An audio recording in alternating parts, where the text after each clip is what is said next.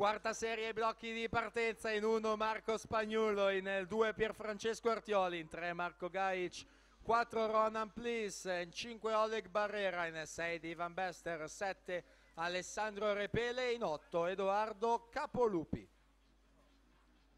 Luca Alberti 1:13 e 76 si aggiudica